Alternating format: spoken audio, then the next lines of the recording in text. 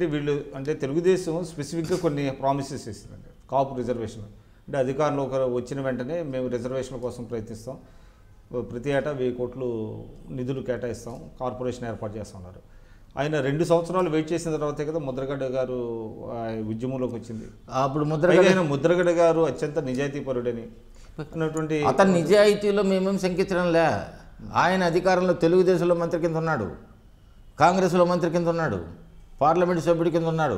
అప్పుడు కాపుల సమస్యల గురించి ఎందుకు మాట్లాడలే మీరు? ఇప్పుడు మాట్లాడుతున్న కరెక్టే. నేను చంద్రబాబు నాయుడు నేనేం తెలుగుదేశం వాడిని కాదు.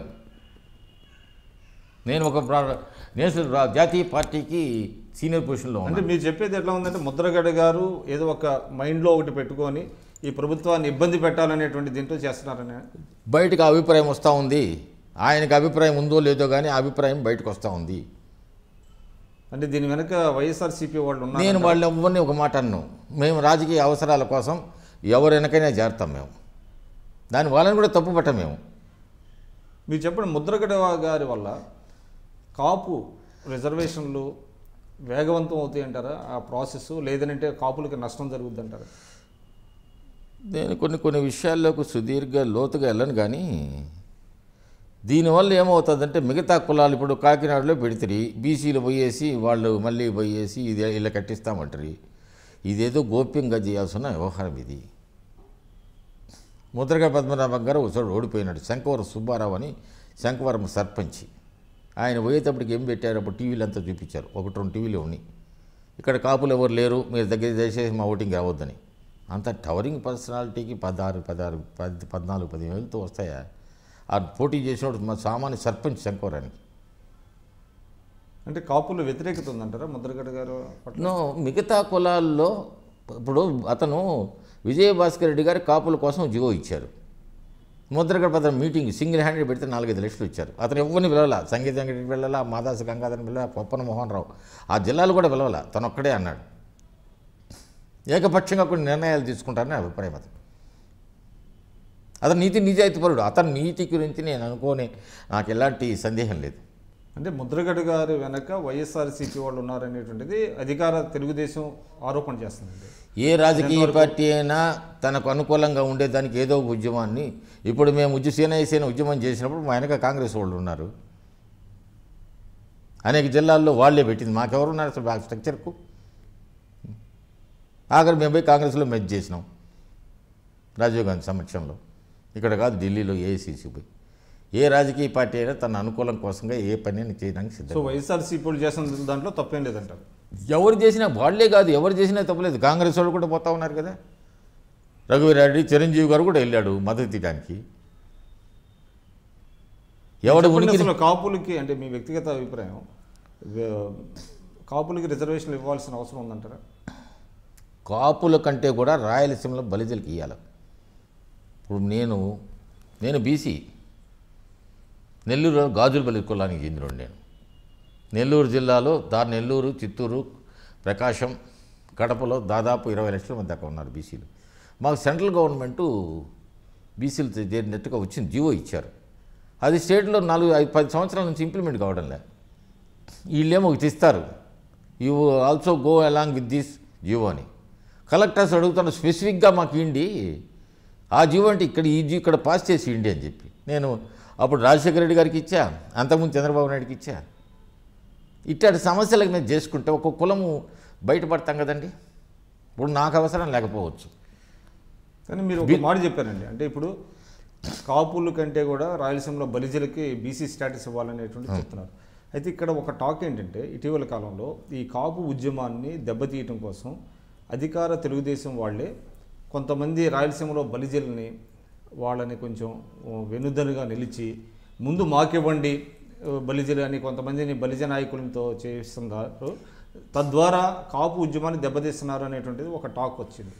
నేను అదంతా చెప్పను కానండి, నేను తెలుగుదేశం వాడిని కాదు కదా. ఇది ఎంతవరకు వాస్తవం? అది కరెక్ట్ కాదు.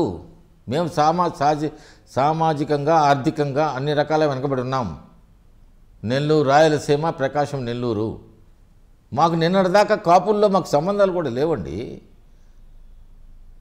ఇప్పుడు నా డాటర్ నేను ఒక స్థాయికి వచ్చిన తర్వాత మా అమ్మాయిని కాకినాడలో ఇచ్చాను నేను.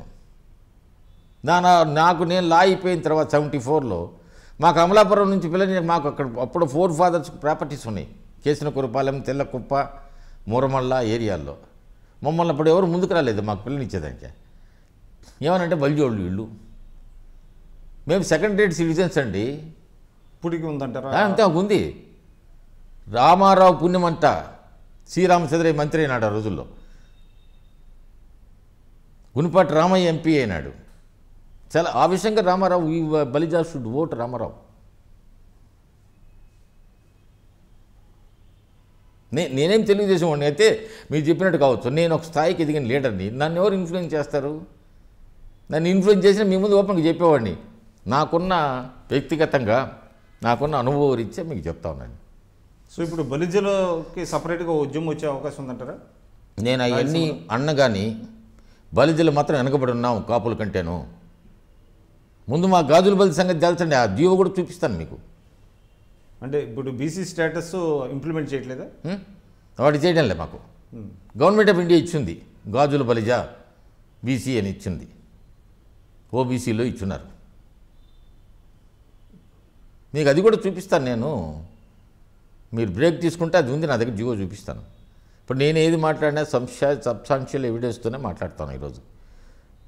నాకు అంతకన్నా సిద్ధిగా నేను అనుకున్నదే మీ దగ్గర ఉన్నది ఉన్నట్టుగా మాట్లాడతాను. ఇది కొందరికి కష్టం కావచ్చు, అయినా నాకు ఇబ్బంది లేదు. నాకు ఈ వయసులో కూడా అబద్ధాలు చెప్పాల్సిన అవసరం కూడా లేదు నాకు. అంటే ఈ సమస్య మీద మీరు ఏమన్నా అటు ప్రతిపక్షాన్ని కానీ లేకపోతే చంద్రబాబు గారిని కానీ ఏమన్నా కలిసారా మీరు? అంటే మీ కుల లేదు, నేను అసలు ఈ గాజుల బలి రిప్రజెంటేటివ్ తీసుకుపోయి కలవాలని ప్రయత్నం చేయాలనుకుంటా ఉన్నా. ఇంతవరకు చేయాల. ఆ రిప్రజెంటేషన్ రాసి ఓన్లీ గాజుల బలిజ అంటారా? రాయలసీమ బలిజల గురించి ముందు మాకు గాజుల బలిజకి ఇచ్చింది సెంట్రల్ గవర్నమెంట్ ఆఫ్ ఇండియాకు.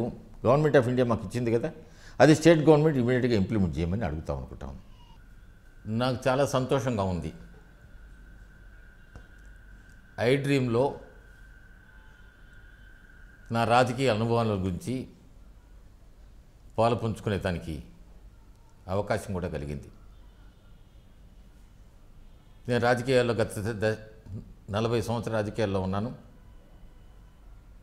మాదాస్ గంగాధరం వృత్తిరీత్యా న్యాయవాదిని. శాసనమండలిలో 2 సార్లు సభ్యులుగా ఉన్నాను. ఈనాడు ఆంధ్రప్రదేశ్ కాంగ్రెస్ కమిటీలో సీనియర్ ఉపాధ్యక్షుడి కింద నా బాధ్యతలు నెరవేరుస్తున్నాను. గత 30 సంవత్సరాల నుంచి నా అనుభవాలు గురించి నిష్పక్షపాతంగా ఏమీ దాచుకోకుండా చెప్పడం జరిగింది. ఇవి సరైనైతే నన్ను ఆశీర్వదించండి. సరిదిద్దుకోవాలన్న అవసరం ఉంటే మీ సలహాలు తప్పకుండా స్వీకరిస్తాను. కొన్ని కష్టమైన నిష్ఠూరమైన కానీ మీ సలహాలు స్వీకరించడానికి సిద్ధంగా ఉన్నా. నమస్కారం.